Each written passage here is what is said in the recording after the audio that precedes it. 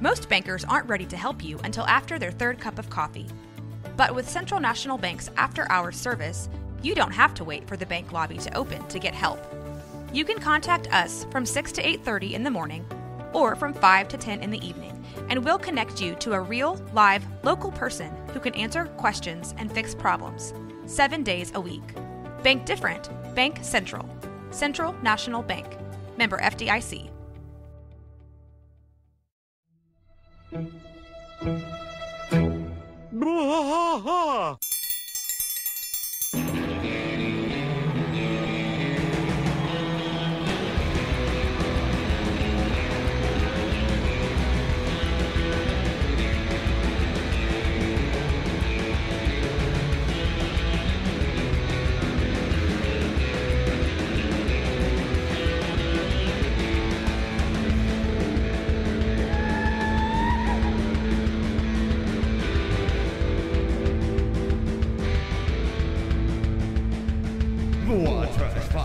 Through the night, deep in the heart of Texas, the trailer park is nice and dark. Deep in the heart of Texas, Dad drinks his brew and he spits his chew. Deep in the heart of Texas, the TV blares but no one cares. Deep in the heart of Texas, here we go. Hey there, welcome back to King of the Hill Rewatch podcast. I am Mike. And I'm Rusty.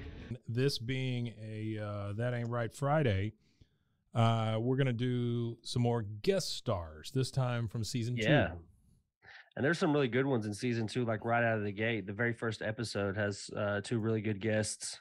Oh, yeah. Yeah, the very first one, How to Fire a Rifle Without Really Trying, Angela Kinsey as Angela. And, Yeah, and Wallace Shawn as Philip Nwai. Yeah, and Wallace Shawn, isn't he the guy from Princess Diaries? Mm-hmm. What's it called? Yeah, Princess Diaries. Princess Diaries. Yeah, inconceivable. That guy. Yeah, inconceivable. yeah. He's also, I think he does a voice. I think he does a voice on Toy Story as well. If I'm not mistaken. Oh yeah, he does a lot of voices. He does the T-Rex. Yeah. He does the T-Rex. Yeah. Absolutely. And then of course Angela Kinsey from The Office. Yeah, The Office. Yeah, you gotta love some Angela Kinsey. They actually have a really good podcast. Her and I can't remember her name, but the lady who plays Pam. They have their own podcast where they run through The Office. I don't know if you've ever heard it or not. Oh yeah. Office Ladies. Yeah, it's good stuff. Yeah, it's not bad at all. I would say that is the best Office podcast. Well, hands down, they give you the you get all like the inside scoop with them, that you don't really get with a lot of these type of shows. That's true. Next up, we've got Texas City Twister. That has, and God bless me, Neil Guntoili. Giuntoli, as Wheezy. I don't know. Yeah, your guess is as good as mine on that. And then let's see if I can see his name here. Maurice LaMarche as radio announcer. So Maurice LaMarche seems to be a reoccurring person. He's Brain. He does Brain and Pinky and the Brain. He does some Futurama characters. He does Zap Brannigan. Zap Brannigan. No, he doesn't do Zap Brannigan. Sorry. He does Kiff. Oh, Zach Brannigan's Kiff, the assistant, Kiff. Yeah. And then he plays a couple of other small characters on there too. And then anytime, I think there's an Orson Welles impression that somebody does on one of the episodes on the show, and that's him. He does a really good Orson Welles on Futurama apparently. But he's also done work on The Critic. He voiced 29 characters in one 30-minute episode on The Critic. Holy crap. On The Critic, huh? Yeah. Did you ever watch The Critic? Yeah. Isn't that the one that had like the shaky kind of like lines? Like the lines were kind of wavy? No, The Critic was John Lovitz. John Lovitz, and he was like a movie critic. Okay. So no, I never saw that one. The one I'm talking of, I can't remember even the name of it, but like the lines on it were real wavy for the whole show. Like the whole show you were watching, the lines were just, I don't know, it was really weird animation. Yeah, the critic was I liked it. I thought it was really good, and it had a lot of like celebrity type stuff. It reminded me of like it reminds me of like a Family Guy or something like that as far as the humor goes. I'm gonna have to run that back and watch that one. Yeah, I'm seeing here that I know we're talking about King of the Hill, but it has Nancy Cartwright in it. Yeah, absolutely. Yeah, so right, from that's enough for me to watch it. Yeah, Bart Simpson. It's good stuff. I really enjoyed that show, and that was kind of one of the shows that really ticked me off when they canceled that. I don't even know what they replaced it with, but probably something that's not on anymore. Yeah, probably so. Next episode is Arrowhead. Maurice LaMarche again as John Lerner. So he is definitely a reoccurring voice. Well, at this time, this would be, probably the height of like voice acting for him. This would probably be like one of the, he's doing Pinky and the Brain at this time. The Critics, they're all around this time. Pinky and the Brain, the Critic. Yeah. The very beginning of Futurama, because Futurama started in like 99? Yeah, something 2000, like that. Because I remember it was around the millennial that it started, because that was a part of the hype of the show was the turning of the millennial. Oh yeah. So the next episode we've got is one of my favorites is Halloween. Oh, hold on. I don't want to interrupt you real fast, but I'm going to. So a fun fact about LaMarche. I thought this would be a cool fun fact to throw in there for him. Yeah. So there is a ride at Six Flags over Texas, which you and I both know to be in Arlington, Texas, and he voiced Yosemite Sam on a dark ride called Yosemite Sam and the Gold River Adventure. So if you ever ride that ride and you hear that voice, it's Maurice LaMarche. That's LaMarche. And it's still like immortalized. So it's like it started in 1992, and I believe that the ride is still going. So his voice is carried on for like 20 years on this Yosemite Sam ride. Wow. That's kind of cool. The other guy that I mentioned, this Neil, how do you say his last name? Giuntoli, maybe Giuntoli. What episode was he on? Well, he was on Texas City Twister. Texas City. Yeah, Twister, the one before this one. But I felt bad because I didn't mention anything that he had been in. He was on NYPD Blue, Ally McBeal. For the most part, he's an actor in TV rather than just voiceover. He's been Jeff Foxworthy show. He's been on a ton of stuff, a lot of CSI. Are you talking about things like that? Jeff Foxworthy's abysmal sitcom. I mean, I like the don't get me wrong, I really like the blue collar comedy stuff. Yeah. But the two that I liked the most were Bill Engvall and They Call Me Tater Salad. I can't remember his name. Ron White. Those are the two that I like the most. I like them two the most. I really didn't like the "you might be a redneck" jokes. They just seem to appeal to one particular audience. They didn't have like a broad range of it. Like, you could listen to the humor from you could listen to Ron White's stories and stuff like that, and it was way better, way better stuff than like blue collar trailer park crap. Well, it's the same deal with Larry the Cable Guy, same kind of stuff. It was one note. There's just one note there. Yeah, that's kind of what it is. That was it. Yeah. So. And I mean, I guess he made his millions because you don't ever hear of him anymore. Definitely. You don't ever hear of him anymore. Well, so all he had to do was money and got out of it. All he had to do was make nine Cars movies. Yeah, that's right. Yeah, the Cars movies, that was enough for him. Just being because they had some other ones that were pretty stupid. There was that one Larry the Cable Guy, Health Inspector, Delta Farce, and Witless Protection. And then they put him on the Cars stuff. I think the Cars stuff is probably where he made all. Well, I remember probably the majority of his money. I remember him from way back. He used to do radio spots. Like he would be a character that like these morning zoo crews would call or whatever. I remember when I was a kid, he would come on those radio shows and do his Larry the Cable Guy act. Oh, I didn't know that. Yeah, long time ago. Oh, fun fact. I know this doesn't really matter, but Larry the Cable Guy's hometown is actually Pawnee, Nebraska, which is also the Parks and Recreation city. That's really fantastic. That's a big old looping circle. Nothing to do with King of the Hill, but there you go. we're up to Halloween, and Halloween. That's an actual great one. Yeah, of course the big one, Sally Field. Sally Field as Junie Harper. And then you got Neil Giantoli again as second closer. So once again, this guy appears. Next one up is Jumpin' Crack Bass. Again, a favorite. There were hardly any cartoons that allowed the characters to try crack before this happened. Yeah, not very many TV shows were feeding crack to their. Not very many at all. You had Dan Butler as the attorney. You had Brent Forrester as the dealer, but the big one was James Carville as the judge. Yeah, he was the judge. Yeah, James Carville. Yeah, James Carville, known for being married to the big Democrat and him being the big Republican. Didn't he work for like both Bushes and like Reagan and stuff? Yeah, he ran a lot of the Republican campaigns. Yeah. Oh, okay, so he was a campaign guy. Yeah, he's a big campaign guy. Wasn't he? What was his nickname? Wasn't he the Raging Cajun? Raging Cajun. You got it. Yep, that's it. No, he was the Democrat. I thought he was the Democrat and his wife was the Republican. I thought it was the other way around. You got it flipped around because they called him the Raging Cajun because he worked on Clinton's. Oh, that's right. campaign. He was on Clinton's. Yeah, and then right. Mary Madeline was her name, and she worked with Reagan, HWW, and she was a counselor to Dick Cheney. I always wanted to call her Mary Matlin, but that's the deaf actress. Blind. Oh, she's deaf. Right?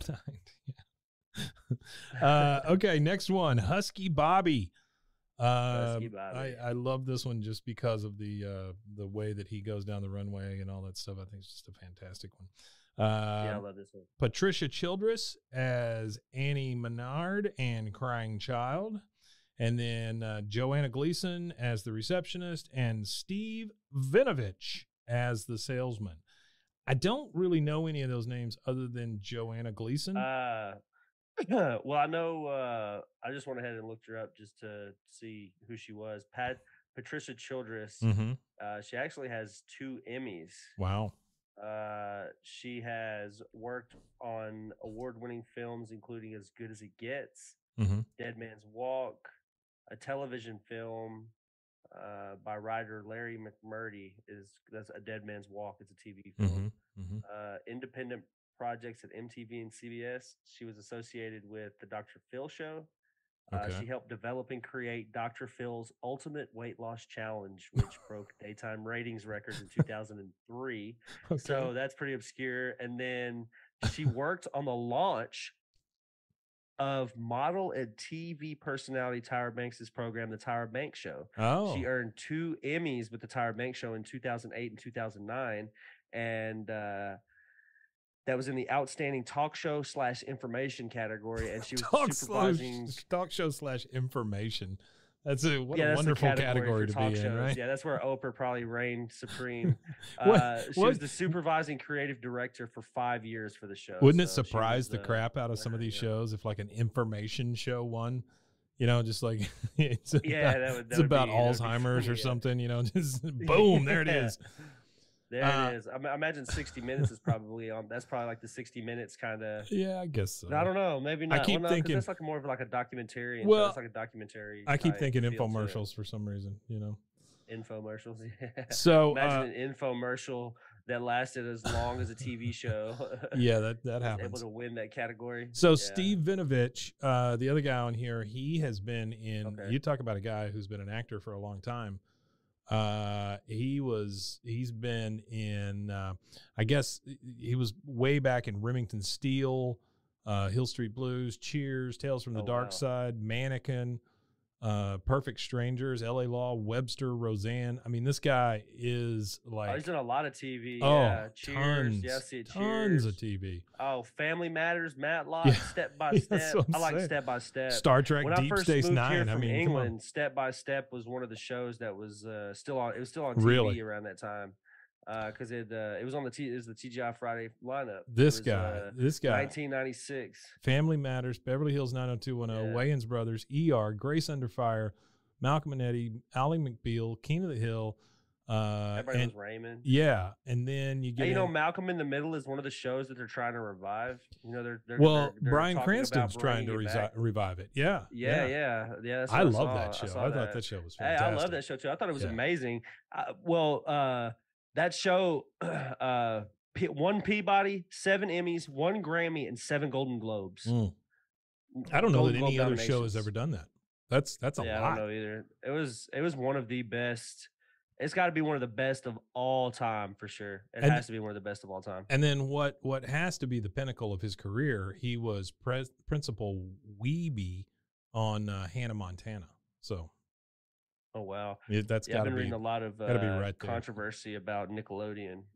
Oh yeah, it's been a trending topic.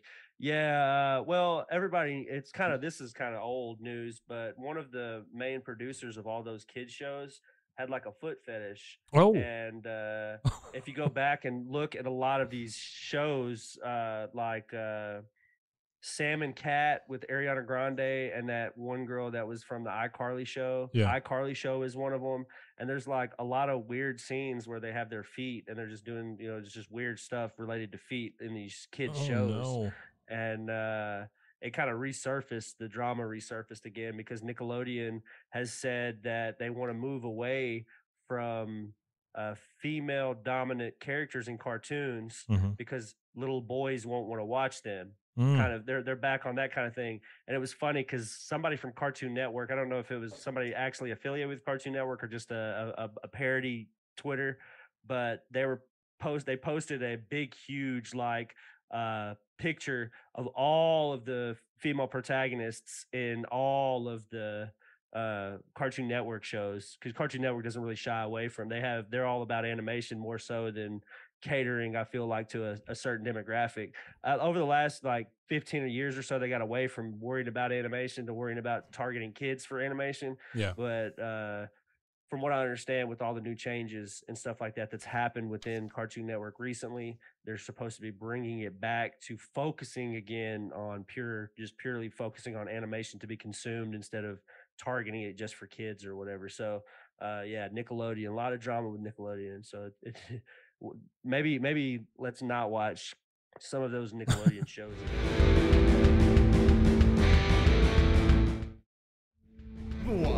Fight all through the night, deep in the heart of Texas. Next on our list, the man who shot Kane Scrittenberg. This has some good ones on it. Yeah, this has some really good ones. Yeah, it's got the three main. You get Jim Cummings again with Topsy. Jim Cummings is the famous voice actor who does a lot of Winnie the Pooh stuff. Well, you got the he's prolific. Yeah, sure. He does all of the Winnie the Pooh Tigger stuff. The main thing is the three guys from Green Day. You've got Billy Joe Armstrong, you've got Trey Cool, and you've got Mike Dirnt, and then Greg Daniels playing Booby, the other person in the band. Oh yeah. You get the Green Day folks for the band. Yeah. Which there's a point in that episode where there's a song on TV where Luann is fixing Bobby's hair. The song is called Prosthetic Head, which is the final track from Green Day's 97 album Nimrod. Wow. That's cool. Which is something that I didn't get that last time when we ran through the show. So there you go. At least I don't think I did. I don't think I had that tidbit then. So there you go. A little pop for you guys. The other person in this is Castillo Guerrera. I think I'm saying his first name correct. Castillo. He's been in a bunch of stuff, mostly as an actor though. I mean, we're talking. He's an Argentinian actor, yeah. Yeah, we're talking. He was in The Usual Suspects. Yeah, he's been in a lot of stuff. Burn Notice, did a lot of TV, of course. CSI Miami, things like that. So he is. Deathstroke, Knights and Dragons. That's supposed to be a really good web series. I've never seen it, but I've heard good things about it. He does a voice on it. Oh yeah. The next one is The Son That Got Away, and there's only one guest star on this, but one of the funniest guys I think that's been around, John Ritter as Eugene Grandy. Oh, John Ritter, yeah, I really that's one of those ones we lost too soon. I feel like in comedy, I don't know. He just you get a real good feel watching his comedy, specifically the show that he did right before he died, the teenage daughter show that he had. Yeah. I remember watching that just because he was on it. And I don't know, it's just when you watch him, you just don't, you can't feel, like, you can't help but smile. It's kind of like the Norm Macdonald feel, you know what I mean? Oh, like, sure. They just seem like super sweet people.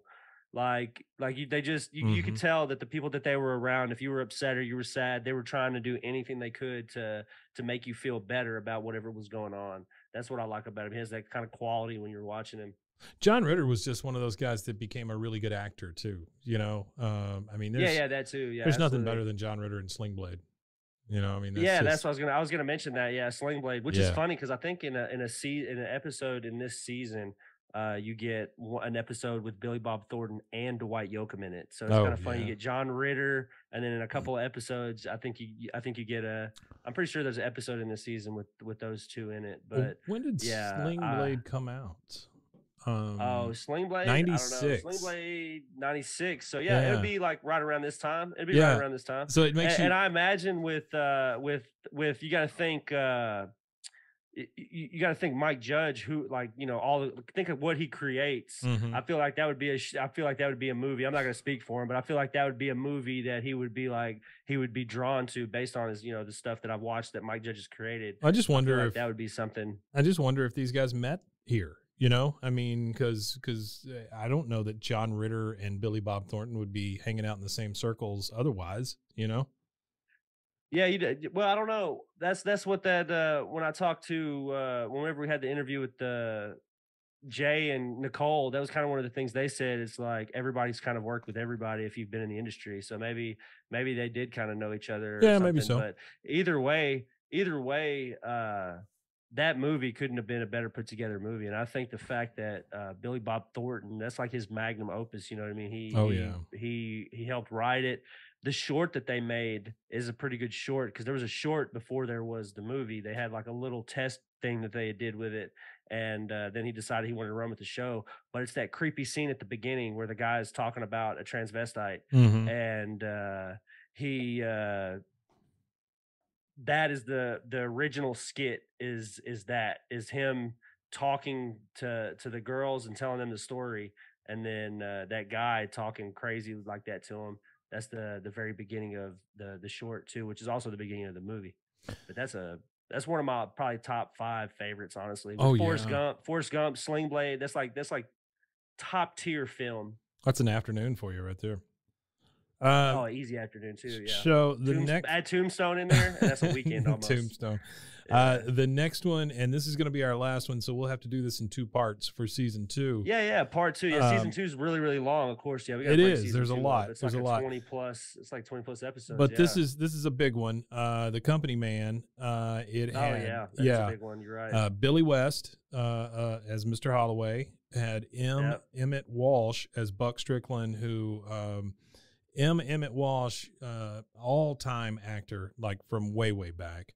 Then you had Stockard Channing, Channing. Oh, I know exactly who Emmett Walsh is. Emmett Walsh is the train driver on Wild Wild West. Oh yeah. That's funny. That's the only one I can remember him from outside of he did a voice on a movie that came out on my birthday, August 6, 1999. It was The Iron Giant. He does a voice on that. So that's where I recognize him from, is that and from Wild Wild West. The Iron quote Giant. Unquote.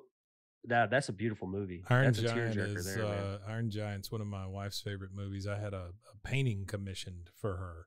Oh wow! Giant. Yeah, you're gonna have to show me a picture of that. I want to see that. Yeah, it's a cool. That's painting.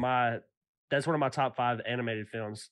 But you got to have your categories and your genres of your top 5s. That's definitely one of my top 5 animated movies. Emmett Walsh is one of those guys. He had like a 60-year career. I mean, the guy has been. He's been in TV and movies since Jesus was walking around. So I'll quote Roger Ebert here. He said that no movie featuring either Harry Dean Stanton or Emmett Walsh in a supporting role can be altogether bad. So that's true. That's true because you get to watch them and he's still alive too. So don't take him too soon from his guys. Yeah, Well, I mean, he's been in just. I mean, good God, you look at the stuff that he's been in. From 1969, yeah. Oh my gosh! Just the film that he's been in. Just he was so in. much. I mean, the Planet of the Apes. He was a part of the Planet of the Apes series. He was in The Jerk. The for Airport God's sake. 77. The Jerk. Yeah, The Jerk. That's a good one. Yeah. Blade Runner. That's a good one. Blade Runner. I don't recognize a lot of these because I'm only so old. I remember him in George. He was George Henderson. Yeah, that's one I remember him in. Yeah. He was George Henderson. My favorite quote from The Jerk. First I'm in the phone book and now I'm on your ass.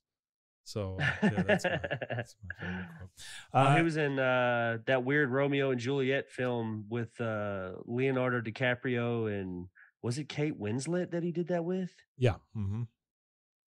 Yeah, I believe so. I don't know. No. It was Claire. It was Claire Danes. It was Claire Danes. No, it was just the reason why I remember it is because it was around it was like, I think it came out. When it came out? It came out in 1996. Well, I remember like in like 6th grade, I was like real into reading poetry and stuff like that. Mm-hmm. And the teacher somehow managed to get it approved or just didn't care and just played the movie. So we got to watch Romeo and Juliet because it's the actual Romeo and Juliet. Yeah, like it's the actual thing. Whole just actual brought original into play. Those times. Yeah. Just really like, I really thought it was cool. And they're like, put down your sword. And they're sitting there pointing guns at each other. Mm-hmm. So as a kid, you were just like, I was really hyped for the movie as a teenager, a young preteen. It was a really good movie. And then Stockard Channing, one of my favorites. She has been. She's one of my favorites. She's been in a ton of stuff. She had her own show. Rizzo. She had her own show on Fox for a while. That was. She did. Stockard Channing had a show. Yeah. I need to find. I gotta go back and put that on the list of things I need to go back and watch. I remember her specifically on, of course, Grease, mm-hmm. but there's a movie that my wife loves to watch. It's with I can't remember what her name is. It's a movie about the chick that got pregnant and lived in a Walmart. Like her boyfriend leaves her at the Walmart or whatever. Oh yeah. And she played Queen Amidala. I can't remember her name. Oh my gosh. Whatever her name is. That's Stockard Channing's in that movie too. That's one of my wife's favorite movies. But the big one here. Gonna kill me what the name of that is. The big one She's here is M.F. Atherton, Burt Reynolds. Burt Reynolds playing M.F. Atherton. Yeah. Burt Reynolds has been in some of the really good movies, and Burt Reynolds has been in some really bad movies. Yeah, he's been in some corny movies. But I guess when you've been in movies as long as he has, and I'm sure he didn't have the best of spending habits at some parts of his careers. You gotta get Where the Heart is the name of the movie I was talking about. Natalie Portman and Stockard Channing, Ashley Judd and Joan Cusack. There you go. Yeah. That's this all-star cast. But yeah, no, I don't Burt Reynolds. So for me, I guess my favorite movie that I really like of Burt Reynolds is The Best Little Whorehouse in Texas. Best Little Whorehouse in Texas is great, but that's one of my favorite movies. The first Smokey and the Bandit is probably Smokey and the Bandit, yeah. That's probably like his pinnacle. I mean, he did a lot of stuff after that, and he did a lot of stuff before it. But I mean, when you put a movie on his tombstone, it's going to be Smokey and the Bandit, I would think. Yeah, I think so too. It'd be Smokey and the Bandit, definitely. I don't think it's going to be Sharky's Machine. I don't think it's going to be. Well, I don't know. Deliverance. Yeah, because that was his real breakthrough. So Deliverance, Deliverance, and then of course his defining role in Boogie Nights. So nice, yeah. Well, I did like the original Longest Yard. That was okay. Yeah, that's true. Good. Longest Yard's good. Yeah, I'm just saying he's been in some good stuff. I mean, Gator. We could go back and probably name some corny stuff. Navajo Joe. Oh yeah. Yeah, he was in just about anything he could be in the late 80s, 90s, anything that got. He was trying to hold on to his relevance from the 70s all the way through the 80s. And you see that with a lot of guys, I mean, Bruce Willis is one of my all-time favorites, but he's made some real crap. But at the very end, for sure. Yeah. And now we know why he was in, because people were. Actually, it was the Razzies, isn't that what they're called? Yeah. Mm-hmm. The ones that do or is that for porn? No. Razzies is regular. Yeah. Razzies. Okay, I was making sure because I know. Oh, well, the Razzies even rescinded an award that they give out, because that once his condition was released, which is sad to hear, and we're losing a great actor, because he really played in some really good stuff. Obviously, one of my favorites of his was the what is it, the ones with the assassins? It's like they're all assassins or something. It was like kind of one of his. Oh, you mean those 33 movies that he made that had assassins in it? No, I don't think it was the 33 ones. Never mind. It was the one with Matt. What's his name? I just remember him from. He's always going to be Moonlighting to me. The guy from Moonlighting. Yeah, Moonlighting. Yeah, loved Moonlighting. That was a little bit before me. Yeah, so I really that. Missed that one. But thing, for me, it was like 12 Monkeys, The Fifth Element, Armageddon, The Sixth Sense. All that stuff. Red, that was the one I was thinking of. Red and Red 2. Those are the two. Oh, yeah, Assassins. I get what you're saying. The thing that the Last Boy Scout, that was a really good one. The thing that I completely forgot about with Burt Reynolds was Evening Shade. It was a TV show that he had on for almost 100 episodes. I mean, the guy was on for a long time. That was a CBS. Who was the one? He wasn't Knight Rider, was he? No.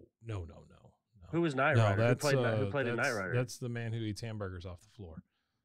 David Hasselhoff. Oh, yeah, that was David Hasselhoff. Yeah. Michael Knight, Team Knight Rider. Yeah. I keep seeing this, and this has nothing to do with that. I just said hamburger. But I keep watching these news bloopers, right, to go to sleep.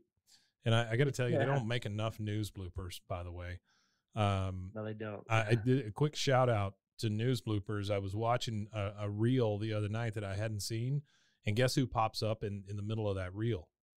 It's Pete. It's Pete Sousa, just right in the middle of the. Right in the middle. Oh wow! Yeah, he's famous. Yeah, Pete Sousa's famous. Yeah. But I keep watching them all over the world, and I keep seeing this one, and this only has to do with hamburgers. But this guy throws it to the female anchor there who's going to talk about traffic or something. And he goes, and now to the Hamburglar. And he switches over to her, and she's got this black and white top on. And it's just so cruel. That's funny. It's not even a blooper. It's a guy just being a jerk. But it was very good. All right, man. Well, that's it for this one. I think we've probably bored enough people out. But this is guest stars, and we did season 2, part 1. Yeah, season 2, part 1. Yep, we did How to Fire a Rifle Without Really Trying, all the way up through The Company Man, and we'll pick that back up another Friday. You want to tell them where they can find us? Yeah, you can find us anywhere at BWAAAKOTH. You could also, we have a link tree now, so you go to Linktree. That's linktr.ee/BWAAAKOTH, and that has all of our links there. And you can also go over to roguemedianetwork.com and catch us too. Also, I've only got one submission so far, so by default, the guy will win the shirt if nobody else wants to do it. I can't not send him a shirt for being the only one to do it. But we have one AI generated story so far. So yeah, we need some more. Don't forget to get those submissions in. It's BWAAAKOTH@gmail.com. Don't forget to get those submissions in while you can. Otherwise, this guy's going to win a shirt. Any AI story submission, and as long as it doesn't have anything to do with sex. No sex. I don't think the terms of service on those AI generations let them do that anyway. So they might be able to make something erotic, but it won't be like super sexual. It won't let you say penis or anything or like that. It won't let you say prompts. Penis. Yeah. So that's good. You won't be able to say penis. That's good. You might be able to say member. They might be able to say junk. member or junk tool. Or all what. Those little cheesy Western porn books have some really good terminologies for cheesy Western porn books. What are you talking about? That other podcast that you guys have. Oh, you're talking about Bustles and Bangers. Boobies and Bustles and Bangers. I was going to say titty tassels and whiskey. I didn't know what you called it. I couldn't remember what it was called. That one has not started yet, but it will. It will start after the first. Oh, well, there you go. That's a teaser. There you go, guys. That's a teaser for the start of the year for Bustles and Bangers, which talks. It's a or titty twirlers and whiskey, whichever. Yeah, titty twirlers and whiskey, where they discuss. Yeah, it's a married Western couple. romance novels. It's a married couple, and they read trashy romance novels to each other. I think it's going to be funny. It's a lot more than you think it is.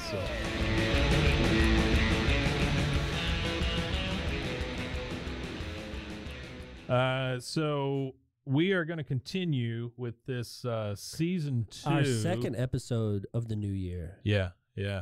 This will be our season 2. Well, actually, technically third. Well, that's true. Yeah. You're right. We had the episode on day 1 of the year. So we are covering the guest stars on King of the Hill season 2.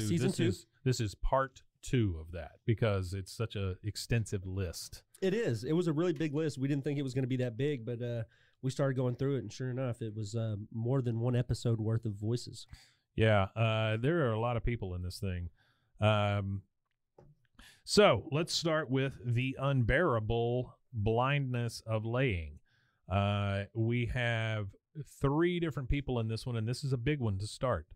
We have Chuck Mangione. Chuck Mangione, which we have discussed him at length multiple times. Flugelhorn, correct? So he is a flugelhorn player. Yeah. Chuck Mangione, big in the 70s. Did big on King of the Hill. Did a few songs. Yep. I think he did a fine job on this show, and I think it's so funny that they include him as like part of the crowd. Superb job. Yeah. Then we get Carl Reiner as Gary Kasner again. Carl Reiner, yeah. We talked about him. Yeah, this is again, right? This is the second time. This is again. Yeah, we've talked about Carl Reiner before. And Carl Reiner's popped up because he plays the voice of Stepdad Gary, Stepdad King of the Hill, Gary Chandler. No, his name? Gary Not Chandler. Kasner. That's an actual human being. Gary Kasner, yeah. And then the biggest one, I think, as Tilly Hill, Tammy Wynette. Tammy Wynette, yeah. Tammy Wynette, famous country singer. Just recently passed away. She was the coal miner's daughter. Yeah. Right? Yeah. No, that was she was. No, that's not Tammy Wynette. That's Loretta Lynn. Yeah, it's Loretta Lynn. Yeah. Tammy Wynette, never mind. Tammy Wynette was a pet store's daughter. Yeah, she was the pet store. No, I don't know. You don't know. You just saying. I just made something up. Well, she was a famous country singer. She died in '98. She was huge. She was huge. She, I want to say she had over 20 singles on the Billboard country chart during her career, which is huge. Her signature song, which for me, the biggest memory I have surrounding her signature song is the Blues Brothers. So in the movie The Blues Brothers, they end up, they're blues musicians, but they end up at a country bar in this movie. Yeah. And they don't know any country songs. Oh, you're talking about Stand By Your Man. Stand By Your Man. So the only country songs that they knew were Stand By Your Man and Rawhide. Yeah. From that was on a TV show, right? Wasn't that like a theme song for a TV show? Well, the song was also on the top 50, I think. Yeah. So that's Tammy Wynette, born in Mississippi. Yeah, she "Stand By Your Man" was her big song, and it's a hell of a song too. And to watch the Blues Brothers do it is her is dad amazing. was a cotton farmer, so she she grew up picking cotton on the family farm in Mississippi. That's cool. All right, so the next one we've got is one of my favorite episodes, which is Meet the Manger Babies. I know you're not a big fan of it, but it is one of my favorites. It's a cringy episode. We have Troy Aikman as himself. Troy Aikman, who just shows up for some reason at the Manger Babies. He does, yeah, he's there. We have Peebo Bryson as the anthem singer. Peebo Bryson. He was he's a singer, R&B type singer. Can you stop the rain? He was pretty big at one point. Yeah, he actually. I want to say that he was in Aladdin. He sung some stuff in Aladdin. Yeah, he did. He did. Really? He contributed to 2. It was 2 Disney featured soundtracks that he did. So he sang. A Whole New World. Did he? He sung A Whole New World. Come on. He sung Beauty and the Beast with Celine Dion. Really? Yeah. That's Peebo Bryson? It's Peebo Bryson. Wow. Much bigger than I thought he was. He did 4 duets with Regina Bell for Disney. He did Without You, I Can't Imagine, A Whole New World, and Total Praise. And I think those were all in Aladdin. But that's Regina Bell. And then we have Debbie Derryberry as Kid. I do not know Debbie Derryberry. Debi Derry Berry. An American voice actress. Debbie Derryberry. She has provided voices for a number of animation and video games. So Debbie Derryberry sounds like a character. Let's go ahead and hit her real quick because she's prolific. Prolific as far as animation and stuff that I've watched personally. So you've got Bobby's World. You've got the Addams Family from the 90s. She was in All Real Monsters. She was in Life with Louie. Oh, yeah. She played Judy Shepard in the animated Jumanji show. She did some voices on Cow and Chicken. She was Miss Information on South Park, if anybody knows who that is on South Park. The Grim Adventures of Billy and Mandy, Castle in the Sky, Curious George. Wow. Monster High, Be Cool, Scooby-Doo. She's the for person. Family. There you go. That's one. She plays Maureen Murphy in F is for Family. She's kind of the person that you picture in your head when you say, I want to be like a voiceover artist. Yeah, and then it even goes to anime. She was in anime. Yeah. She did Tenchi, Tenchi Muyo, Tenchi Universe, Tenchi in Tokyo, Sailor Moon in the 2015. She played Diana in Sailor Moon. And then it even goes to film. She was in, she did voices in Aladdin. She did the puppies in Babe. In Toy Story, she was the aliens. She was the troll. She was the voice on the intercom at Pizza Planet. Again, she reprises the aliens in Toy Story 2. She did Jimmy Neutron in the movie Jimmy Neutron Boy Genius. Wow. Just prolific. She did good job, Derryberry. Direct to video and television movies. She's the original Jimmy?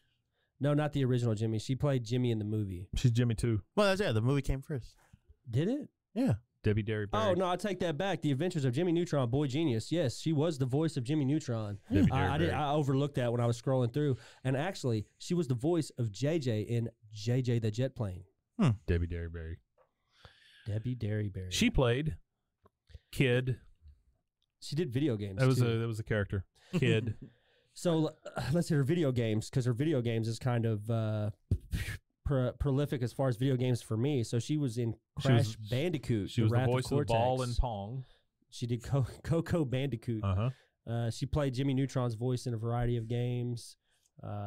She was in some Nicktoons games, of course, doing Jimmy Neutron's voice. She played Coco Bandicoot, which is over a lot of the Crash's video little sister. Games. Yeah, that's Crash's little sister. Yeah. She played Crash's little sister. She also played the straight line in Tetris.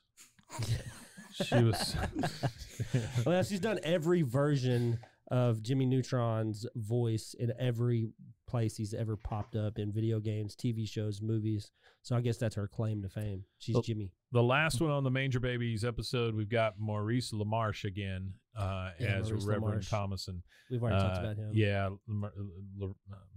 good God, Maurice LaMarche. He is very prolific, and he's with King of the Hill for a while. Yep, and again, my favorite one of his is the Brain from Pinky and the Brain, which a lot of his voice actors, a lot of the voices that he does are kind of in the same vein as what's the person's name? It talked about it here. Orson Welles. So he used Orson Welles. He channeled Orson Welles for the Brain and for a few of his other characters too. You could see he uses the impression. So when he does Brain, that's what it is. It is a Welles impression. So that's very good. Yeah, Orson Welles was something else. Well, if you have ever watched Pinky and the Brain, like actually watched it, a lot of the episodes kind of have hints and nods to things that Orson Welles was attached to during his they have career. A lot of old film stuff too. Yeah. All right, that's next an one. amazing show, by the way. The whole Animaniacs thing, okay. And I think it was because of.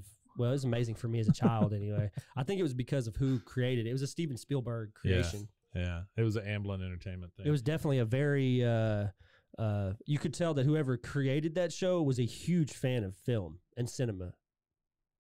Yes, absolutely. Well, I think that whole series, it was all like throwback because it's on the lot, and all that stuff. They're on the Warner Brothers lot.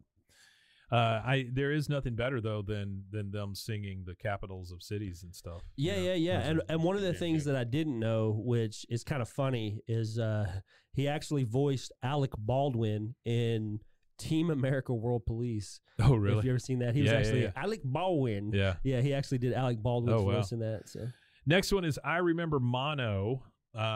This is the one where Peggy gets mono, and she has to end up telling Hank about it finally. Yeah, that was a good episode. We get Joanna Gleason as Maddie Platter, and then we get Jennifer Jason Leigh, who was a fairly decent star as far as Brat Pack stuff goes when I was a kid. She is Amy, and then you get the one and only Carrie Strug as herself from the Olympics.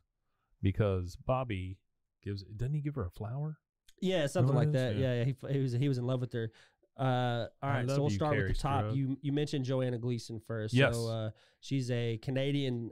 She's Canadian. Canuck. But not only that, she is Tony Award-winning musical theatrical actress, and she's been in a few notable things. So what she's best known for was originating the role of the baker's wife in the Stephen Sondheim's Into the Woods. That's where she actually gets her Tony from. But she's been in films, too. She was in Woody Allen's Hannah and Her Sisters, Woody Allen's Crime and Misdemeanors she was in as well. Yeah. She was also in Paul Thomas Anderson's Boogie Nights. Oh, wow. And then she had various roles on Friends, The West Wing, The Good Who Wife. was she in Boogie Nights? In Boogie Nights, let's see. She was Dirk's mom in Boogie Nights. She played Dirk Dickler's mom, yeah. And she also she did some so for her film, she didn't play in a lot of stuff, but she was in Mr. Holland's Opus. That was the one that I know. Heartburn. I'm gonna tell everybody a big secret. What's that? Oh wait, that's the wrong film. Never mind. I'm not telling you a secret. Wrong secret. Jennifer Jason Leigh, is she not the one that was in Howard the Duck? Jennifer Jason Leigh was Isn't that correct? Let's see here. She was in, you said Howard the Duck. Howard the Duck. That's going to be a big filmography. Yeah, I believe. Yeah. She was in it. She's been in a ton of stuff. No, she wasn't in Howard the Duck. It doesn't show that on there. She was in The Hateful Eight. That's all I've ever seen her in. Yeah, really? So what I know that she was in that Fast Times. She played Stacy in Fast Times at Ridgemont High. That's the one I know. Yeah. She played in let's see, Backdraft. That's one I remember. That was the firefighter movie with what's his name, Kurt Russell. She was in that. It's Leah Thompson, who I was thinking. Yeah, of. Leah Thompson. Yeah. She was in Single White Female. That movie, I remember that. Yeah, movie. that was a big one. She was in Rush. I remember that one. Let's see here. I don't really. Hey Arnold. She played in the Hey Arnold movie. She was a voice in it. Road to Perdition. That's one of a good Tom Hanks movie she was in. She was in The Machinist, which is a really Machinist is a good one. Where what's his face lost all that weight. Yeah, Christopher Bale. It's a really good Christian Bale. Christian Bale. Yeah, it's a really good character. She's also in Dolores Claiborne. Oh, okay. She was in that one. All right. So she was also in what was a really, really, really award-winning movie that was done by, I want to say, it was a Quentin Tarantino movie. It was Samuel L. Jackson, Kurt Russell, Jennifer Jason Leigh. It had I said The Hateful Eight. Is that what you just said? Yeah. Oh, first okay. one I mentioned. Oh, that was the first one you said. I didn't hear you say that. My bad. I misheard what you said. So yeah, she was in the Hateful Eight. Yeah. And she was nominated for she was nominated for every supporting actress role from every film association you could think of. You've got the Academy Award, the Golden Globe, the BAFTA, the AACTA, the Austin Film Critics, the Awards Circuit Community Awards, the Broadcast Film Critics, Central Ohio, Chicago, Dallas-Fort Worth, Denver, Detroit, Florida, Georgia. She was on every award list for Best Supporting Actress of the Year in 2015. She's been in a lot of stuff. I just remember her as kind of part of that Brat Pack. Well, another movie that's really, really good of hers. I don't know if you've seen it yet, Mike, but it's a Bryan Cranston film, LBJ, where Bryan Cranston plays Lyndon Baines Johnson. Yeah. You need to go watch that one. She plays Lady Bird in that. Really? Yeah, she plays Lady Bird. She was on Johnson. Weeds for a while too. Weeds is a great show. That was a very good. That was TV an amazing show. Yeah. That was a really, really good show. Yeah, she did. She was on there for like 3 years. I tried watching Weeds. Yeah, I thought it was okay. I'm not hating on it. She was her sister. I started watching it for a bit, just because my mom and her roommates at the time watched it. Right. I was like, oh, this seems interesting. What is it about? And I couldn't follow it. I was too dumb weed? at the time. It's just about weed. Yeah. It's just. I didn't know what weed was. Well, okay, yeah, I got you. So why are they fighting over these grass clippings? That show came out at the height of my excitement about weed, like right when I graduated high school. My and I realized, excitement about weed. Well, I mean, I graduated high school, and like once you graduate high school, it was like that big lift of, oh, my parents aren't in control of my life anymore, And I watched the crap out of that show. That was one of my favorite shows on TV at the time. What else has Carrie Strug been in anything else? Carrie Strug, well, she's got some popular culture stuff. She did a cameo in 90210. Clueless. She was in. She was referenced in Sabrina the Teenage Witch. She was referenced in BoJack Horseman. Touched by an Angel. Yeah. She was referenced in Community. They referenced her in Murphy Brown. Yeah. She was referenced in. That's kind of cool though. I mean, she, the thing that she was known for was the gymnastics stuff in the Olympics. Yeah. Well, she's the one Roseanne that broke her joke. She's the one that broke her ankle and then finished anyway and was carried off by her Russian trainer. Is crazy. But she was there's a Roseanne joke. So Roseanne, there's an episode called Roseanne where she flips the roof off of a train car, or she flips off the roof of a train car and lands on her feet. And when she lands, Roseanne says, "Eat your heart out, Carrie Strug." So she's in that. And she actually has a voice cameo in a I've never heard of this. It's a spinoff of Harvey Birdman, Attorney at Law, called Bird Girl. Yeah, it's his daughter takes over. That has to be new, right? It's new. It's I think it's still going. They only started like 2018, I think. So it's on HBO Max. Okay, I'm gonna have to check that out then because I really liked Harvey Birdman a lot. Max, yeah, it is, isn't it? Well, they've the one. Well, you got to think HBO Max has all the Hanna-Barbera stuff, and Bird Girl is all Hanna-Barbera. Oh, sure, yeah, stuff. All right, next we have 3 days at the condo or of the condo. We have Castulo Guerrera as the magistrate. But the biggest one, I believe, here is Paul Rodriguez as Jacinto. Oh, P-Rod. I know his son more than him. So his son is a professional skateboarder. And he was a big comedian in the 80s. Yeah, 80s, so 90s. P-Rod, He did real well. I've never the only thing that I've ever seen him in is in 2002, coming up off of the original Kings of Comedy. It was Bernie Mac and that movie, The Kings of Comedy, had Bernie Mac and it was a whole tour. Yeah, it was a whole tour. Well, in response to that, the Latin comedians did one, and it's called The Original Latin Kings of Comedy, and he was in that, and that's the first place I ever seen him because it was Paul Rodriguez was around for a long time. It was like all the big Latin comedians. You had Paul Rodriguez. It was like George Lopez, Joey Medina, and Alex Raimundo. And I don't know. I think that was a really good movie. If you like stand up comedy, I feel like you gotta go watch that one. Castulo Guerrera. We talked about him on the last episode. Yeah, we did. He's been in Terminator 2, Usual Suspects, The Mexican. He's been in a lot of stuff, and he does a lot of voices, especially for like Deathstroke, I believe. Yeah. He was also in The Usual Suspects. He was in Terminator 2. The critically acclaimed Beverly Hills Chihuahua 2. Roger and Ebert gave that one about 4,000 thumbs up. Sure. They gave him all the dog thumbs. Yeah. It's a masterpiece.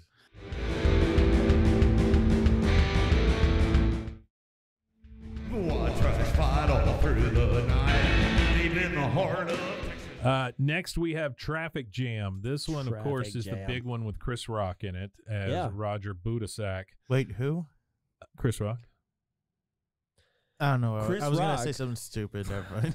Well, we all know who Chris Rock is. Yeah, we all know who Chris Rock is. Will And Smith's me and punching Mike bag. actually have gotten to have an interview and speak with Chris Rock's ex-publicist. Yeah, that's true. Somebody that's real close with him and that's worked with him a lot in our Letterman endeavor that we were on at the beginning of the year. We got to talk to him. Man, I started working here too late. Just a little bit. We spoke to a guy who saw Chris Rock one time. Yeah, no, we actually spoke to somebody who could call Chris Rock from their cell phone. Yeah. Shout out to Nicole and Jay Ryan from California. The other big name in this is John Amos. John Amos was a huge African American actor. He was in Coming to America and Die Hard 2. He's been in a bunch of stuff. And John Amos is one of those guys. Oh, John Amos, yeah. Yeah, when you see his face, you know who he is. Yeah, I know exactly who he is. Right? I don't even have to see his face. I know who he is because he was on Good Times. Yeah, he was James Senior on Good Times. Yeah, you've seen him in a billion things. He's one of my favorite because he was in Coming to America too, and that was funny as hell. That was super funny, his role in that. But he's prolific. He was a Broadway guy, and he was actually on the Mary Tyler Moore Show. Yes, he was. And he was also on he was on the West Wing too. He was Admiral Percy Fitzwallace. Then we have Amy Hill, who played Mrs. Kaliki. Which Amy Hill, guys, is she is most notable for, she played a character on That's So Raven, but I feel like the most notable stuff for me would be she was Mama Toru on Jackie Chan. She was Miss Hasagawa on Lilo and Stitch, the TV series. And a lot of these TV series that I named that I had to watch were generally because my little sister at the time was attached to different shows and stuff, because I've seen shows that generally a teenage boy wouldn't watch, but since I was a teenage boy with a sister who was 6 years younger than me, I had to watch a lot of crap that I didn't want to. But she also she played Miss Kwan in Cat in the Hat, but the most notable role for me that she played in was Sue in 50 First Dates. So in 50 First Dates, Adam Sandler goes to this restaurant once he realizes that this girl she loses her mind every 24 hours. And one of the people that's trying to protect her is a woman named Sue. And she plays a Samoan restaurant. They own this restaurant, and they try to protect her from him. But she's been in a fair amount of stuff. She's been in a lot of stuff. She generally plays an Asian role in everything that she's played in, because she's also I think she's stand-up comedian. Islander, right? Yeah, I believe so. No, actually, Pacific she was Islander. born in Deadwood, South Dakota. Oh, wow. Okay. But I think her heritage is Pacific Island. I think she has a Pacific Islander heritage. It doesn't really say anything about it here. Oh, she is a Japanese American. So she was born to a Japanese mother and a Finnish American father. Gotcha. And her father actually died in 1979 in an automobile accident, which has nothing to do with anything that we were talking about. But we've got Jess Harnell, who also plays Toenail in this one. Jess Harnell is he's done a ton of voices. He was also in Animaniacs. He did some voices in Transformers and different things like that. All American Girl. Did you ever see that show? Margaret Cho. Oh yeah, no. I'm not a huge Margaret Cho fan. Well, that's how that was her breakout, was playing the role of Grandmother Young Hee or Grandma Kim in the short-lived sitcom All American. And then one of my favorites, Orlando Jones, is also in this. He's Kid Orlando Mookie. Jones. Orlando Jones has been in a buttload of stuff, but the first time I ever saw Orlando Jones, and I may have told this story before, he was picked as the guy who did a 7-Up commercial for the Super Bowl. Yep. And he would wear this T-shirt that says, what would it say? It was like, on the front of the shirt, it says make 7. On the back of the shirt, it says up yours.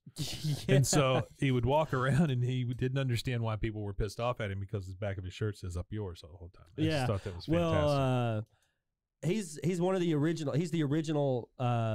Was it, how many was there? There was 1, 2, 3, 4, 5, 6, 7. He was one of the original 9 Mad TV hires when they first started. Yes. So he was in Evolution with David Duchovny, and he was in the Time Machine, Drumline, that's a good one. Replacements. I mean, he's been in a ton of stuff.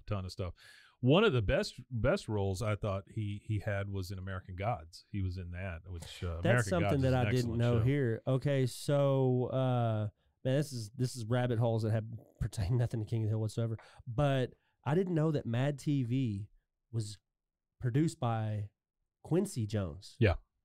He bought the magazine and then started the show, which I didn't know that. So, I mean, I thought that was interesting.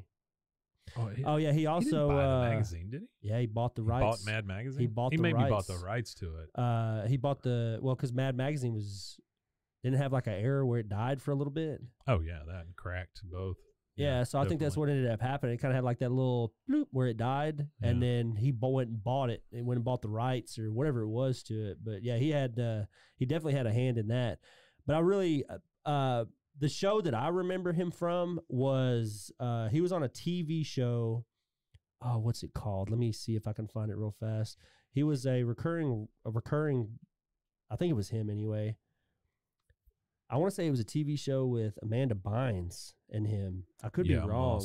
I'm completely lost on that one. Yeah, I'm lost too. You know, he's in that Ghost Whisperer crap that you have to watch. I did not ever call it crap. Oh, sorry. I want Jennifer Love Hewitt to understand that I never called it. He never called it crap. He loves the show. It's his favorite show. He watches it twice a day. But yeah, no, he was in there. He was on that show. So our next one is Hank's Dirty Laundry. We've got Billy West. Yep. Famous voice actor. Billy West is pretty prolific as far as the voice acting. And then we have Lynn Thigpen playing the judge. And Lynn Thigpen, she's passed now, but she's been in some big stuff. She was in The Warriors, the original one, Bicentennial Man, Anger Management, Lean on Me. I mean, she's done a lot of stuff. She was a very... Oh, yeah. She was the one that was in Where in World is Carmen Sandiego, pretty heavy. And she played the Moon. And it's funny that I get to discuss this because right now this was one of my wife's childhood shows that she liked. So she's been forcing it onto my, freshly born child. He's 9 months now. And, my son is almost as old as the podcast. Oh, wow. It was like, because remember, we were only in like beginning of season 1 when he was born. Oh, yeah. But Bear in the Big Blue House is a show that my wife has been putting on every day for my son.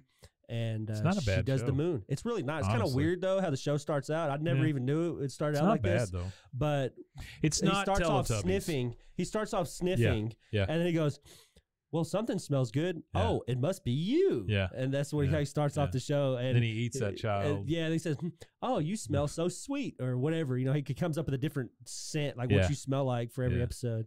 But she also did a huge, she played a big role in Where in the World is Carmen Sandiego. Where in the world is Carmen? All right, next one is Leanne Saga. Again, Joanna Gleason. We covered her already. One of my all-time favorites, though, Jennifer Coolidge as Ms. Kremser. Jennifer Coolidge. Yeah, she prolific. Jennifer Coolidge. Did you see the SNL skit? Yes. Did you see the I don't know who did it. I don't know all the people's names either, but Jennifer, it was great. Spot on. Coolidge will always be Stifler's mom, and she will also always be the lady that owned the dogs in Best in Show. I have to go back and watch some stuff of hers because you want to see prime Jennifer Coolidge, watch Best in Show. Best in Show. I'll watch that. I was just really surprised about as much stuff as that she was in. Oh, but I want everybody and she's had like to remember a renaissance here lately. Oh too. yeah. She's on that new show or whatever. Well, not only that, she's doing Old Navy commercials. I think she did her memoirs recently too. That's why she's in pretty heavy. But everybody's got to remember, if it wasn't for her recurring role on King of the Hill, there's no telling where she would be.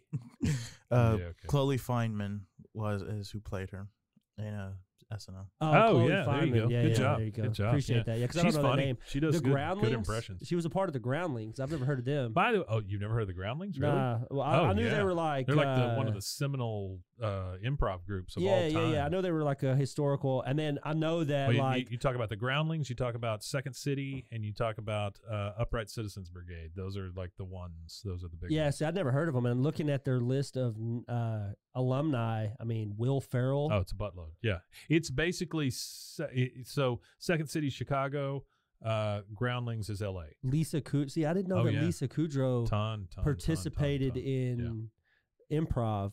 Chris Parnell. Yeah. Maya Rudolph. I didn't know she did. They all came from the same group. Yeah. That's crazy. Well, there you go. Next one is Junkie Business.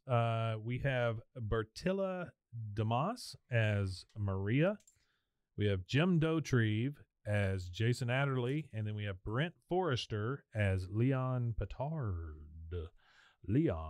Well, Bertilla, let's see here. She's a Cuban actress. Mm-hmm. I think we've talked about her before. Yeah. So it says here, So she began working in Spanish language theater while in college, and she was accepted to the Circle in the Square Theater in New York, which is a huge school there for theater actors. And she met someone named Terry Hayden, who got her interested in the actor studio. She worked on and off Broadway and then did regional theater. Her filmography is not very extensive. She was in Nothing But Trouble. Nothing But Trouble was the Dan Aykroyd one, right? Yeah. Yes, with him and Chevy Chase. Yeah, terrible movie. Yeah, Demi Moore. She was in Fires Within, Mi Vida Loca. Movies, I haven't heard of any of her movies, but her TV, let's see what she did in TV. She was in some Deep Space Nine. She did a little bit of, let's see here, NYPD Blue. Again, she was a Maria Montalvo in King of the Hill, and she was customer number 2. So she does 4 episodes of King of the Hill. So she does play as Maria Montalvo in more than one episode, and then whoever customer number 2 is. She did a little bit of ER. Yeah, she's just one of those. She's done a lot. Faces you see in 4 or 5 episodes of this show, or 2 or 3 episodes of this show. One of the last ones I said was Brent Forrester. He is a writer, producer, director. He worked on The Office. He also worked on the Ben Stiller Show, and then King of the Hill, wow. Space Force. I mean, he's worked on a ton of stuff. Yeah, I see here that he wrote a bunch of Simpsons stuff too. He did a few episodes of The Simpsons. He was also a contributing writer on Mr. Show with Bob and David. Yeah. And then he co-wrote with Judd Apatow an episode for Undeclared. Yeah, which is, I think it's a Judd Apatow TV show. It is. Yeah, it was about the same time as, I think, maybe right after Freaks and Geeks. He wrote the Merger episode. Have you ever seen Freaks and Geeks? I've seen Freaks and Geeks. I don't know how many times I've watched it. Have you ever watched it, Mason? Have you ever watched Freaks and Geeks, this series? Yeah, when I was younger. I thought it was okay. It's a good show. I think it's amazing. Because if you watch it, you look and you're like, okay, so this is where that person got their start. That person got their start. That person, like, it is crazy seeing like what, a 20-year-old Seth Rogen. Oh yeah, yeah. Well, I don't even think he was 20. I think he was like 19. I think they were all like teenagers. They were all just barely 18, 19. James Franco. Yeah, and I think that Jonathan Daly. The distancing of James Franco and Seth Rogen is insane. Like, the second that James Franco had allegations brought up against him, which turned out to be, moderately true, not allegations, like real stuff. It's crazy how quick, like, Seth Rogen and everybody distanced themselves from him, because Seth Rogen will no longer he will no longer work with James Franco. He also worked on The Stupids with Tom Arnold. Oh, Tom Which Arnold. The Stupids is a ridiculous movie. But it is like his biggest thing. Like, if you want to see top Tom Arnold, watch The Stupids. Speaking of Tom Arnold, if you want a really, really good documentary to watch, go watch about Tom Arnold's sister. She was one of the largest methamphetamine dealers in the United States. Oh, really? I think it was Tom Arnold's sister, yeah. You just said it like it was I'm pretty sure it was Tom Arnold thing, and then you said you thought it was her. No, it is. Yeah, it's Tom Arnold's sister. So it's called Queen of Meth. Her name is Lori Arnold. Yeah, Queen of Meth is what they called her. She was, they're from Iowa. Yeah. So in that part of the world, there's nothing to do. So she became a meth dealer. Okay. Yeah, she really did. She did 15 years in prison. She was arrested by the DEA. When they arrested her, they seized over $10 million in assets from her. Wow. Yeah. We also had Jim Dotrieve, which I mentioned, and he is known, the namesake for Bill Dotrieve. Well, he's known for King of the Hill. He's known for Bob's Burgers. He's done quite a bit of TV. And the thing that he's most famous for these days is not even including The Sweet Life of Zach and Cody. Well, the thing that he's most famous for these days, Mike, is dropping bombshells on people like us, because I actually am his friend on Facebook. Yeah. I'm actually Jim Dotrieve's friend on Facebook, and I've communicated with him once or twice. He drops literal bombs that blows people's minds. So the video that me and Mike discussed in one of our Friday episodes, the video of the real ending of King of the Hill, that little clip that we watched, he's the one that he's the one that said it was out there. Yeah, he's the one that put that out there. Okay. So let's see if we can't get through the rest of these. We've got 3 more here. Life in the Fast Lane, Bobby's Saga. We have Tara Strong as Billy. which I don't know who Tara Strong is. Harley Quinn. She's Harley Quinn. Oh, She's is Harley she? Quinn. Oh, Yeah. okay. So she also another did voice Timmy. actor. She did Timmy. She's done a lot. She's huge. Yeah, you've heard her. If you've seen anything animated, you've heard her voice at least once. Wow. Yeah, so she did in the last 20 years. She has a filmography page that you have to click on. So she has a whole separate filmography page. So for her animation, she played Hello Kitty. She's done Hello Kitty's voice. She was like 4 or 5 characters in the Care Bears in the 80s. Patty Putty in the Garbage Pail Kids. Patty Putty. Chloe and Madeline. She played young Celeste in Babar. She was in Beetlejuice. Let's see more notable shows. Who the heck was she in this? In this episode? Oh, in this episode? It says Billy. Billy, which is probably one of the the first kid, maybe. Bob. Yeah, maybe. Yeah, she's done a lot of stuff. She did Bubbles' voice in the Powerpuff Girls. She did some voices on Pepper Ann, Family Guy, Giggling Girl in Clerks, the animated series. She played in she done Wild Thornberries. One of the bigger ones that she's known for, of course, is The Fairly Odd Parents. She did Timmy Turner's voice. I'm trying to see some other big ones. She just did a lot of small stuff, a lot of one-off voices. I guess that's. Like I said, she's done so much. I'm not gonna sit here and list everything she's done. The biggest one in this is Dale Earnhardt as himself, of course. Dale Earnhardt, Dale Earnhardt. Yeah. Rest in peace. If those of you who don't know who Dale Earnhardt is, you don't watch NASCAR. So there you go. And I'm gonna go ahead and bring this full circle. So we were talking about Coco Bandicoot and the voice actor for Coco Bandicoot. Well, she also has voiced Coco Bandicoot. We talked about another voice actress a while ago that had done it. Well, there's a TV show called Skylanders Academy, and she voices. It's a Netflix show. She voices Coco Bandicoot in that. All right, there you go. Now we've got all the Coco Bandicoot information we could totally deep breath need. Okay, so for her feature films, now she did Dill Pickles in the Rugrats movies in the 1998 and 2000, the Rugrats in Paris. So. Yeah, she's done a lot of stuff, guys. A lot of stuff. Next one. She played Cockknocker. Sorry, she played Cockknocker in Jay and Silent Bob's super groovy cartoon movie. Hey, by the way, Cockknocker in that. Cockknocker. Next, Peggy's Turtle Song. Annie DeFranco as Emily. Do you know Annie DeFranco? I'd have to I'm gonna have to look her up. I probably know who she is, but I couldn't name her just by her name. Annie DeFranco. Annie DeFranco. Yep. She's a singer-songwriter. She's a singer-songwriter. She had some stuff in My Best Friend's Wedding, in the movie Lady Bird, which that was more recent and pretty big. Isn't that the movie about LBJ's wife?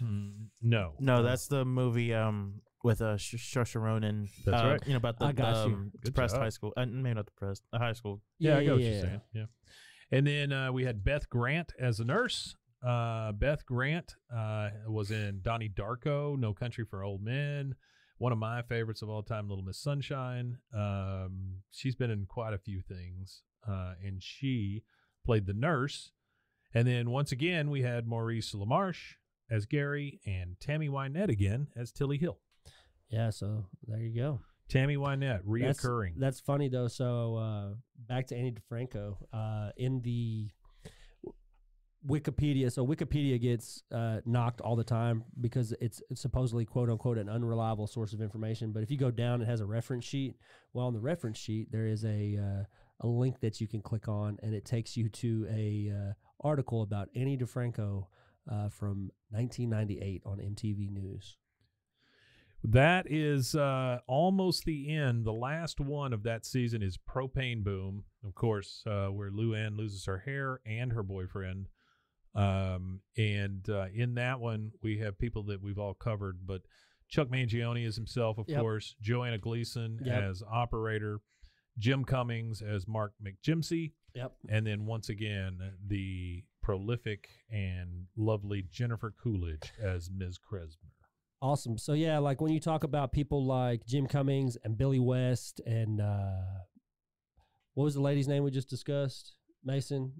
Tara Strong. Tara Strong. Those are heavy, like when you see their name on 1,000 different animated shows, it just shows that they're voice acting, they're voice acting elite, especially when you talk about Jim Cummings and Billy West and then Tara Strong. Yeah, it's amazing when you start looking at these people's careers, how they have made Jim Cummings especially. He has pretty just how they've made a career out of just speaking voices into a mic. Well, think about to me, when I think about voice acting, I think about the Michael Jordan or the Tom Brady of voice acting. Mel Blanc. Oh yeah, he's the one that always comes to my mind because he has over 90-something voices inside of him. Well, not anymore. Well, they're still inside of him. Are they? They're just Is that how that works? Inside of him underground. They buried him with his voices? Well, because this is what I was. This is what they do in paleontology. They take the throat and stuff from these dinosaurs, and they push air through it, to see what kind of sound the dinosaur would make. Okay. So if you got Mel Blanc and got his voice out of there, and you blew air through it, it would say, "What's up, Doc?" I don't think that's the way it works. I don't think that's how it works. No, I don't think so. No. Okay. But it's a good try. I'd be willing to blow air through Mel Blanc's windpipe, I guess. Well, that is manually. That's with a all. Machine That's all we've got for this Friday. Rusty, tell them where they can find us. Guys, you can find us at Linktree. So I started a Linktree. That way it kind of consolidates everything. So if you go to linktr.ee/BWAAA, that's 3 A's, KOTH, you'll find every link you need for us. Also, I'm still every uploading link you didn't even know you needed. Yeah, there's links on there you might not even know about. So if you didn't know, we do have a YouTube channel, and we have 300 plus views so far on that YouTube channel. So everybody that's went and found us on YouTube and is looking at us there, thank you, appreciate it. I'm still going to have all the episodes uploaded. It's just taking a while. I want to personalize each one so it's unique to you guys, and that's just a uphill project, but I want to thank everybody again for continuing to watch us, and you can go over to roguemedianetwork.com to find more great podcasts as well as this podcast, and we'd love it if you would go check out some other podcasts too and help those guys out and give them some love, and go engage with them too. There's a lot of great podcasts on the network, and as the new year starts, there's a lot more projects to come out. There's one that you recently started, Mike, that me and my family have enjoyed, the Holiday Stories. Really? You've been listening to Holiday Stories? Yeah, The Gift of the Magi by O. Henry, right? Holiday Stories, we've done that for 2 years running now. Every year around Thanksgiving, I start reading stories about Thanksgiving and then Christmas. Yeah, we liked it. That's cool. Great. It was refreshing. It was something different that we got to enjoy over the holidays. That's cool. I'm glad to hear it. Well, because my wife's an educator as well, so she likes all those kind of things too. She listens to a lot of audio books, a lot of audio stuff. Did she critique me? She did not critique you. She listened to it with like full enjoyment. She really liked it. She really enjoyed it. Yeah. Tell her anytime she wants to critique me, I'm open for it. So I'm good for it. Well, she liked it. She enjoyed it. I enjoyed it That's too. Cool. Good. You being an educator for all those years, you have that tonal quality of an educator. So when you're listening to it, I don't know. It wasn't boring. And when I die, someone can blow through my larynx to get the my Holiday voice back Stories. out. So if you want they won't have to do it because I record so much. So there you it's go. Already done. So all we'll have Somebody to do is made compile your voice into an AI. I was talking to somebody the other day because I've started a new show where I talk to podcasters about their podcast. Yeah, I've seen that too. Yeah, and the guy made the point that one of the reasons he does it is to chronicle what he was thinking and get creative stuff out there so that generations after him will know who he was. That's interesting. And that's a really good point. That's interesting. I thought, man, that's kind of cool. Because I could write stuff down for my kids and things like that, but this is a physical thing that our children can go back and actually listen to, and they can hear what I was kind of into also, and my inflection and things like that. So it is a little, and different. They can hear you talking about them and stuff like that. How we mentioned our families on here, so it is a cool thing, and I kind of look at it that perspective too. We're leaving something behind that once it's on the internet is there for infinity. It's always there. We're leaving something behind that people want rather than what we've done before. I think we should start trying to put this physically on cassettes, and then we should launch a cassette series. Okay. Bois the King of the Hill cassette series. Yeah, let's do that. We'll mail you a cassette. Well, that's Season one thing 1 that I on its didn't. way. Well, that's one thing in Columbia House. I was doing research for a podcast I'm not even a part of, the Found Sound podcast. Yeah, I was doing research about cassettes, and apparently the music industry has been propped up by the prison system in cassette making. So cassettes for popular music still exist. It's only just been phased out within the last like 8 or 9 years in prisons. But for the last, you go back a decade in music, they're still on cassettes. They have a ton of music on cassettes because prisons didn't allow certain things. Well, that and makes cassettes sense. are see-through kind of thing. So you had a see-through radio, a see-through tape. There's nothing that you can't hide your crack in your tape and smuggle crack into a prison facility with it or whatever. But it was a way for the prison system to still have access to music, and they sold tons of them because they sold them at a premium. You're paying triple in jail for that same cassette that you would pay, a few bucks for at a store. You're paying $6 for a pack of ramen in prison too. I mean, that's because the corporation's got you. Yeah. All right, so tell them where they can find us and how they can get us. I think you've already done that. Yeah, again. So I believe we're done. Hit us on Linktree, Block KOTH. Head on over to Rogue Media Network, absorb all that. Yeah. Find something you like. Find something you don't like, comment it, tell us what we could do better. And we will be back next week with Season 3, Episode 10. And this is one of Mason's favorites, he told me. Oh, okay. Yeah, coming up. Yeah, it's the one where they become volunteer firefighters. There you go. Oh, yeah, that's a good one. That's the one I watched when I was supposed to have watched the other one last week. So I know about that one. You'll get extra Mason sauce on this one. It's a great episode. And again, that's an episode where it shows how much Hank really loves his friends. Yeah. And how much he does for him. You got that to look forward to. We will see you next time, guys. Wimatan, yay. Wimatan, yo.